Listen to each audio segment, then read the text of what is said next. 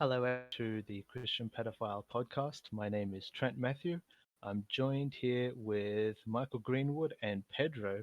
And today we're going to be talking about some of the hardest times in our life, the really, really difficult challenges that we've had to go through on this journey.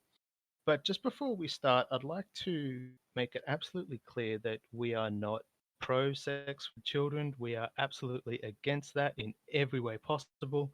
God's design for sex is between one man, one woman in marriage. That is what the Bible says, and we believe that. So, Michael, what was one of the hardest times that you've been through in your life? Yeah, thanks, Trent. Well, I definitely put some thought into this, and I thought you guys came up with the idea for this podcast, and I think it was so appropriate because in our previous podcasts, we always talk about our strength and our victory in the Lord. And we don't want to give a lopsided impression that it's been just easy. Jesus never promised it would be easy. In fact, he said we'd have troubles in this world, but he's overcome the world. And with him inside of us, we overcome the world as well. So I think it was definitely a good idea to discuss some of our harder moments so that those listening can realize they're not alone in their struggles. Let me first just say what wasn't the hardest moment, because that'll put things in a bit of perspective. When I think I was 17 or 18, when I was first really discovering I had pedophilia, I had to do some community service for a class, like a high school class, something like that. And it just so happened that I was volunteering at the YMCA in an after school program. And of all things, they asked me to be in charge of the boys' locker room as the boys were changing to go swimming. And they wanted me to do this every week. And you would think, like, oh my goodness, it, on the one hand, right, a pedophile's dream, right? And it could be the most terrible defining moment in my life too, if I were to cross the line, and particularly being so young, 18, and just really not having a grip on things. But amazingly, that was not a dark moment, because when that happened, I was just filled with a clarity of God's righteousness, what was right and wrong, and it just pulled my heart. Like, that's what I wanted. And so I made up like excuses and reasons why I couldn't do it. And it was awkward because they're like, well, what's wrong? Why can't you do it? Now, I just made up a bunch of baloney reasons. And they eventually got the hint that I wasn't wanting to do it. And so somebody else took care of it. That wasn't a dark Wow. moment. It wasn't a dark moment like it should have been. But God promises in the Bible, he says, though the righteous man stumble, or you won't be cast headlong because the Lord upholds your hand. And he says you won't be tempted beyond what you can bear.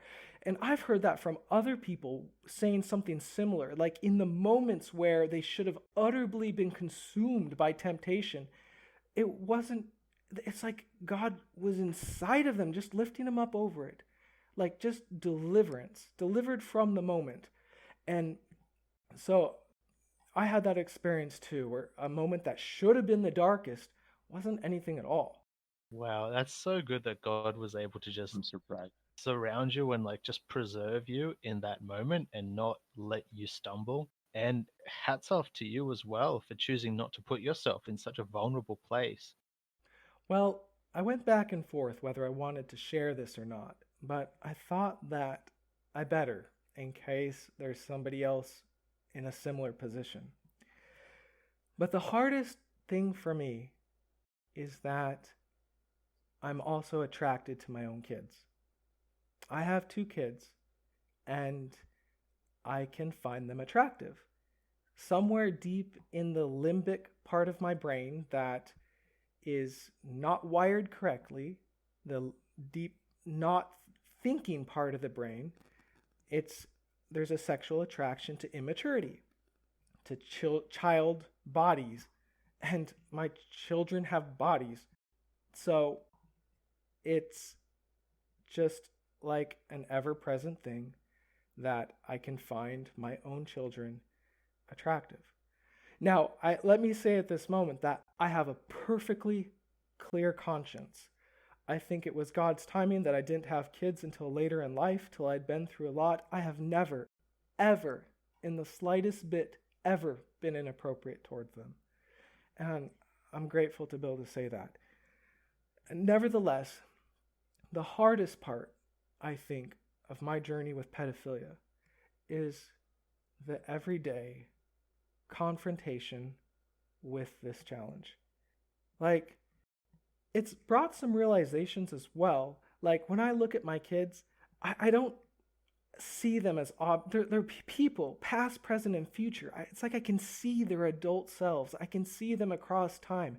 They're beautiful personalities, and I love having them in my life. Like, as people, it's different than, well, the natural tendency to objectify an object of attraction. Now, this is so common in our society, like people watching porn, like adult porn, or whistling at some woman walking down the street, or guys talking about some hot woman they saw, at work or whatever. Guys do it all the time, this behavior of objectifying someone else. And that's different than purely a neurological response. Our limbic system that moderates hunger, body temperature, growth, like your body's growth, like these core factors. Well, sexual attraction, the part of your brain that identifies sexual relevance, is in there. So it's not like something that deals with people per se. It's just an on and off switch. It says that person there is sexually relevant. So, for example, like, okay, so maybe I would see a child who's attractive. I'm not really seeing a person. It's just an object. It's just someone attractive. Now, with my own kids, I see them so much differently as people, like people. And I recognize that their sexuality is something wonderful and a treasure, and it belongs to them. Like, it belongs to them, and it belongs to God because they belong to God. It's put in me this realization that I didn't have before. I didn't have before I had kids. This realization that this other person, their sexuality belongs to them, and it belongs to God, and I have no place there. I'm unwelcome. I'm unwelcome. And of course, that applies for everybody. Everybody's sexuality is special. It's theirs. And ultimately God's too, because each person belongs to God. And nobody has a right, even in fantasy, to cross that line and say, I'm going to sample this other person's sexuality, even in fantasy. And that's why Jesus said, whoever looks at a woman lustfully is committing adultery in their heart. Jesus brought it down to the level of fantasy. And so if I fantasize about someone, then I'm like sampling their sexuality, and I'm not welcome.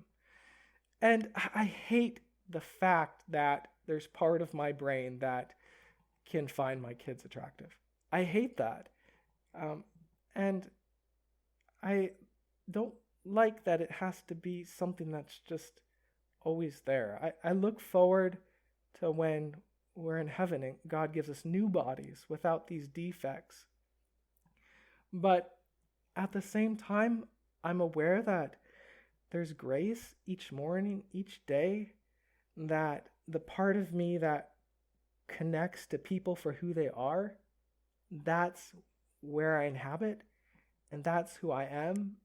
And just because my neurology, this part of my physiology that's kind of broken and selecting for immaturity rather than maturity, it's a handicap in a way, but that doesn't rule me. And praise be to God, it doesn't rule any interaction with my own kids. Wow. But I'm sober.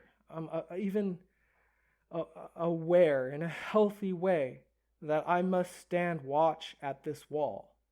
Like, I have a wall to defend, like in the book of Nehemiah, that everybody stood in front of the wall, guarding the wall in front of their own house, so that when the enemy would attack, the wall is defended. And so it's it's not the acute battles or the scary moments like that story with the YMCA. That's not been the hardest because God just saved me in all those moments. It's the everyday saying I will be this man of God. And because of this awareness, all the more I've taught my kids that sexuality, their sexuality even, is special. Special. And nobody has a right to encroach on that. And I've taught them to respect other people's sexuality, like just that it's special. And they're still kind of small, so we don't go into much detail, but the idea that it's special, and we don't treat special things as common, or and I believe by the grace of God they're going to be stronger and more secure in who they are and value their sexuality for what it is because of this, well, cross I've had to bear in my own life. So that has been my biggest battle, the day after day, day after day. Wow. Thanks for sharing. I mean, that's first of all, that's a lot. Um, and it's quite bold of you to say this. If there's anyone out there who's struggling in a similar way towards their own kids, what are like the key big things that you would want to say to them? Yeah, that's why I decided to share this, was because, like you said, if there's somebody else listening who's also struggling, and I don't know if that's universal because I've heard other pedophiles say that they're not attracted to their own kids, and that's great, good. But my experience is that some can be. And I would say you cannot lower your guard or think the enemy stupid or weak, or you can never be arrogant. You always have to be on your knees before the Lord, trusting in Him to be your strength. And also, it's good to have somebody who's accountable. So, in my case, both my wife and my pastor know of my struggle. So, it's not as though I'm completely, and of course you two who are good friends. So it's not as though um, I'm utterly alone.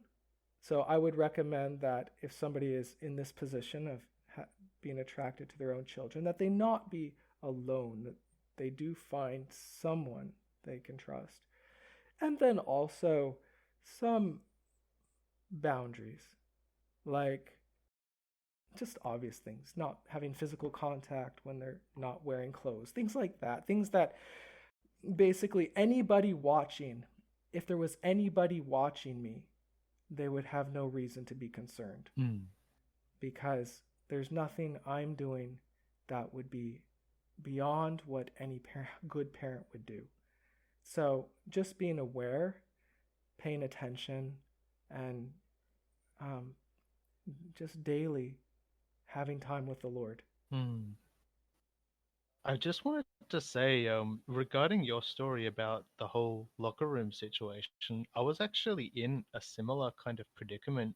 This is way back in like 2014 when I thought that swimming would help with my chronic back pain, and it turned out that swimming actually didn't do anything. But I remember I went to the pool and I only went once, but I went like sort of later on, about like 5 p.m. or something. And I remember after I went swimming, I came back to the change room, and there was just this one kid there, like this one boy alone with just me. It was just me and him in the change room. And man, like I just felt just so conflicted inside. I just had to get out of that situation. So I basically, yeah, I found myself a stall. I got changed in there, and as soon as I got changed, I just left. But yeah, that was a hard time. But man, I'm just so glad that the Lord preserved me and kept me safe in that situation because I don't know what that kid's parents were thinking. I mean, I don't know. I certainly wouldn't send my kid into a change room alone if I had kids. So, but yeah, man, heavy stuff. Yeah, for sure.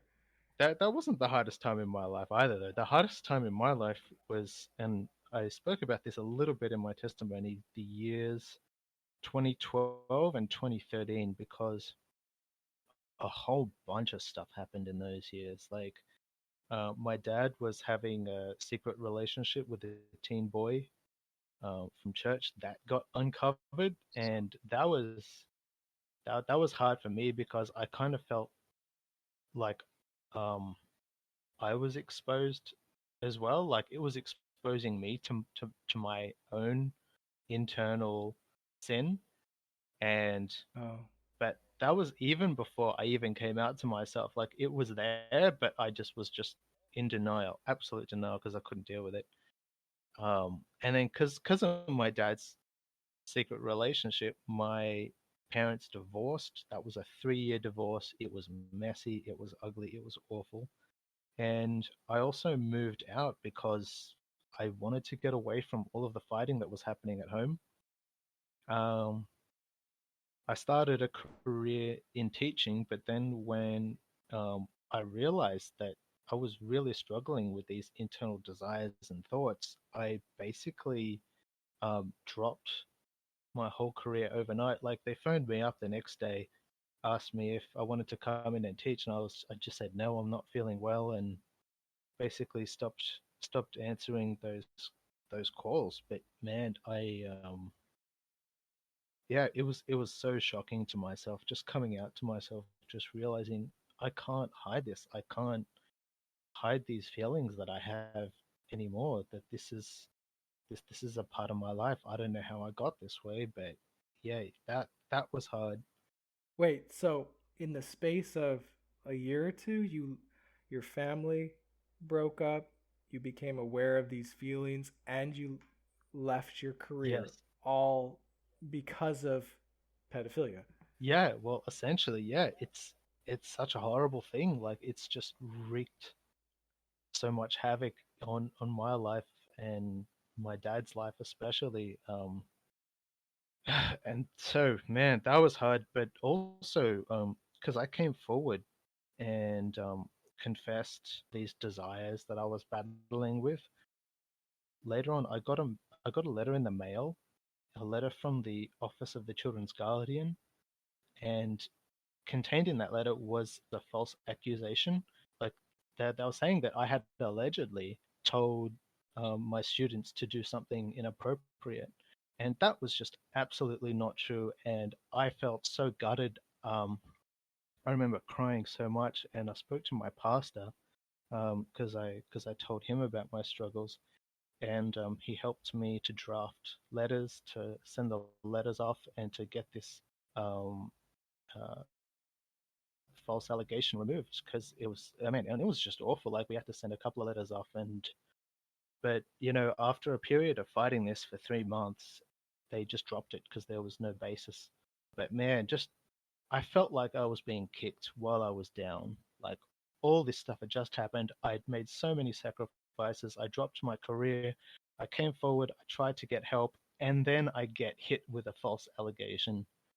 Um, that was just so hard. It's like my trust in humanity just went to like negative a million. It was crap, and I was at the same time I was like so depressed. I was anxious. I was suicidal. Um, I was unemployed, struggling financially, and at the same time, around this time was when I started to realize that my chronic pain was a thing, but I didn't have the medication that I have now to help sort of deal with that.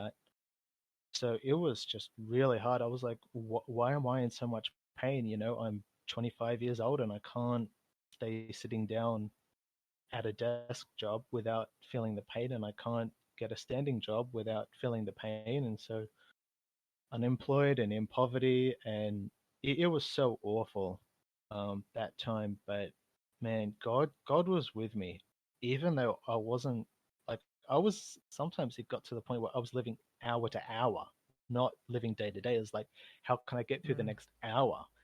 And man, yeah. God was just with me because I was like so close to death. Yeah, God was so good to me. And he just gave me enough hope and enough trust in him just to keep on going through the next day and the next day and the next day. And it changed you too. I remember you going through that, and you are such a stronger person now. Like you have a depth now that was, I think, was developed through that time. Wow, cool.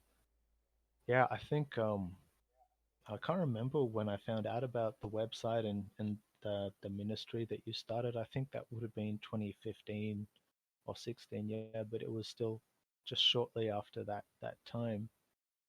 Um, but yeah, God certainly uses hard times to change people. He's going to put you through the meat grinder. I mean, it happened to pretty much every important figure in the Bible. God's people certainly don't get a free pass on suffering, that's for sure. How about you, Pedro? Um, Actually, I am very touched with the stories that you two shared, and yeah, I think that God's gonna help many people through it. And I also want to remember for you that is hearing it now, you can contact us in our email support if you are going through any of these bad moments, and we have a team ready to help you if you need support. And I want to share the hardest moment of my life as file. So actually, I didn't go through many hard moments yet because I'm still 20 years old. So I didn't live too much to have too much hardest moments. So um, the hardest moment in my life was when actually, let me introduce. I remember being 14 years old. And I remember that at that time I didn't have any problem with my feeling. I was a normal boy, and I liked a girl of my classroom. It was the same age that of me, and she had a little brother, and he caused me nothing at that time. So I couldn't even imagine it that one day I would be here. So I still remember the sensation of liking somebody that and not there is nothing wrong. I still remember of this sensation, liking somebody, and there is nothing wrong on it.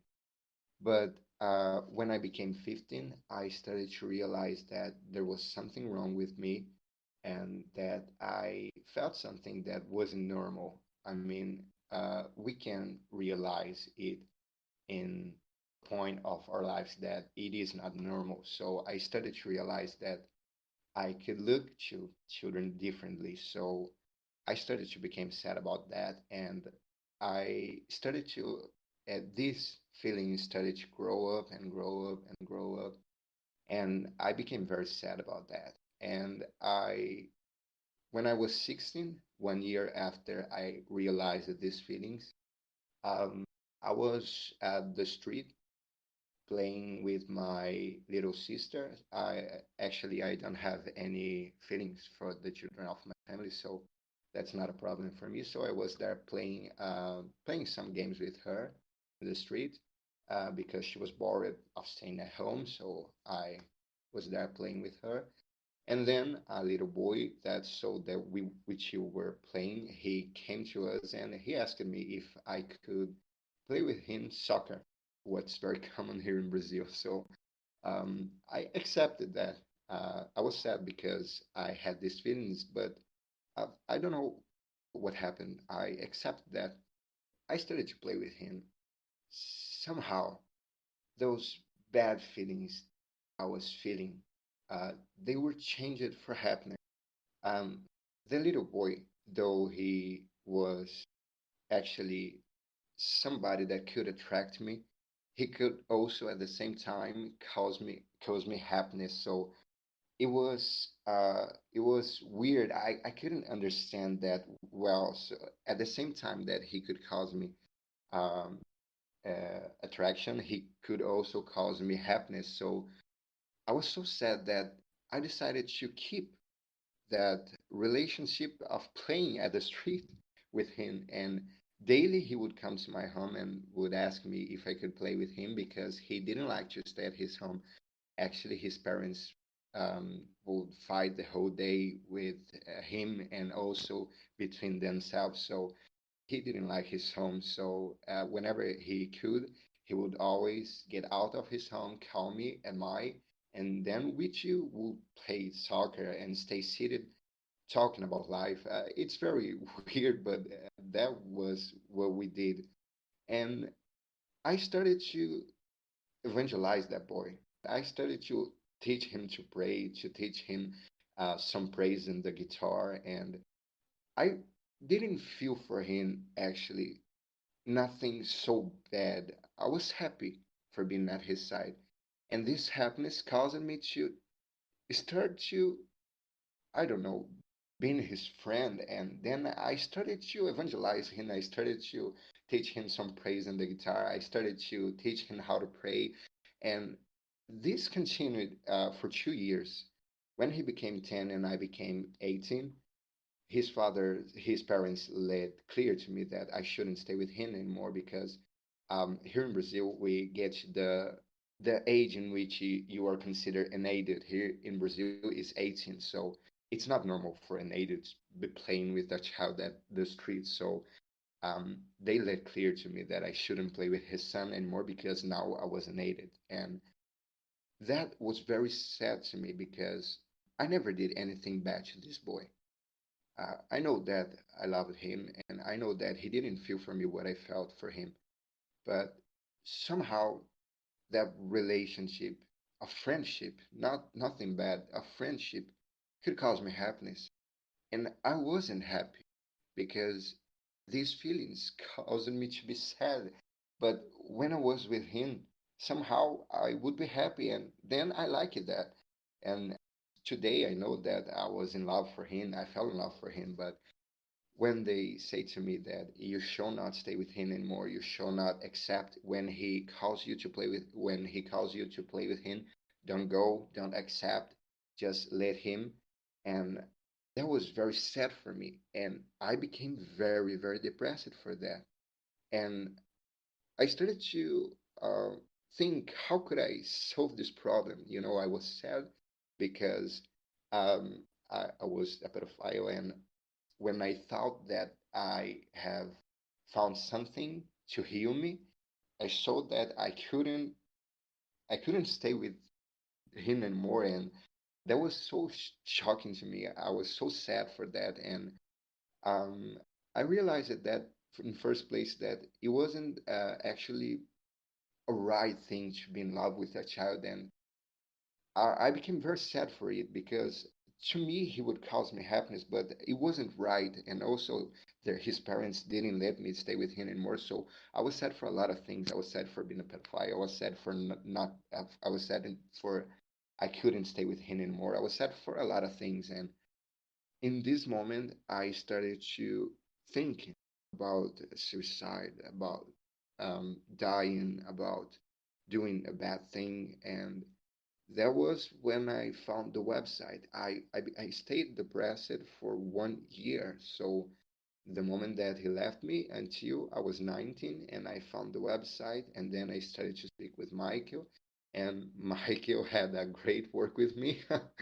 He remembers that I had too much suicide thoughts, and I was helped. And this was the hardest moment to me when I realized that I was in love for a child, and that in the same time that it was a good thing for me in some way because I would feel happy, it wasn't actually a good thing in the social thought, and also, I don't know, in God's thought, I think.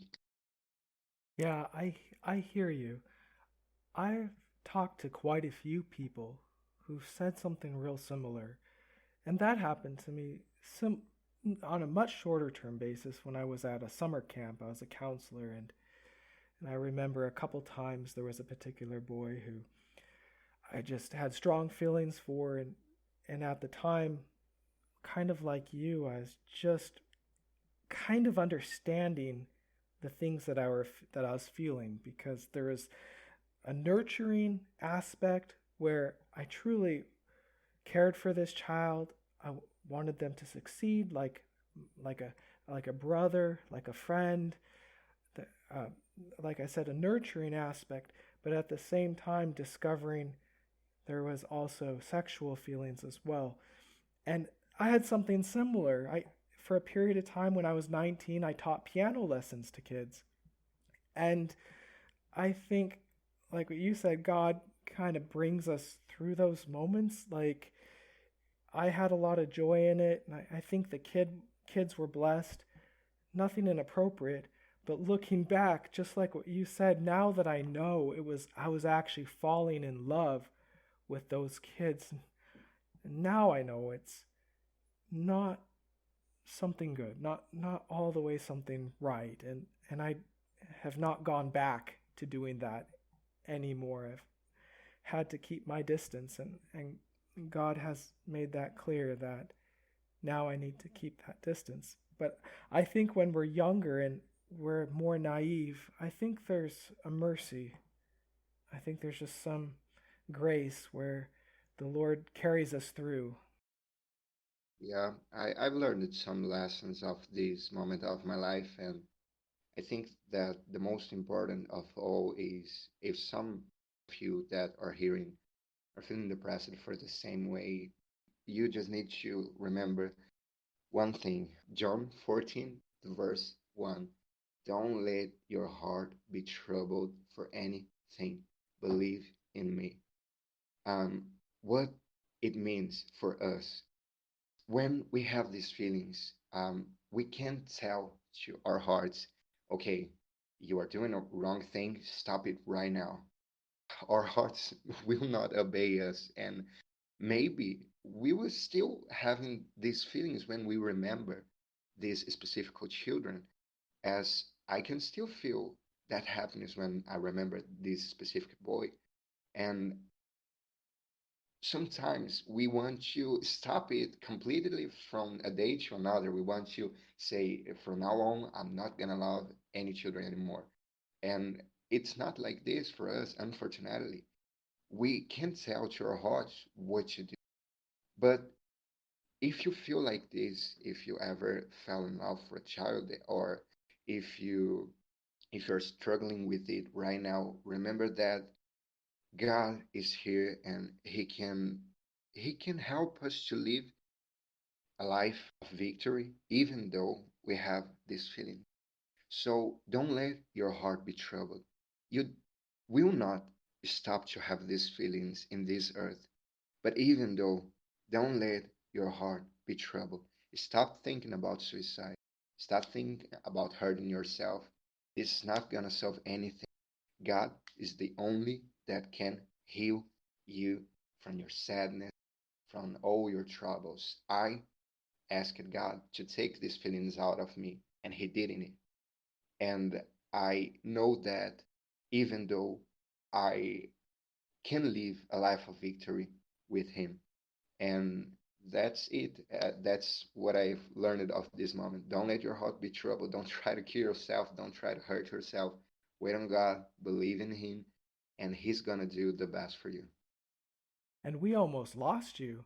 Like, there was a couple times where you might have not been around anymore. It was that close to suicide, but you told me some of what happened, and there was straight up miracles that saved your life. Yeah, that wasn't easy when you were depressed. And as I said, it's not just one feeling of sadness. It's like if it's coming from a lot of different ways. First, you are sad because you're a pedophile. Secondly, you are sad because it can ruin your life. And thirdly, you are sad because you miss the child, or because I missed him. And it was hard to accept that I missed a boy that was 10 years old and I was 20.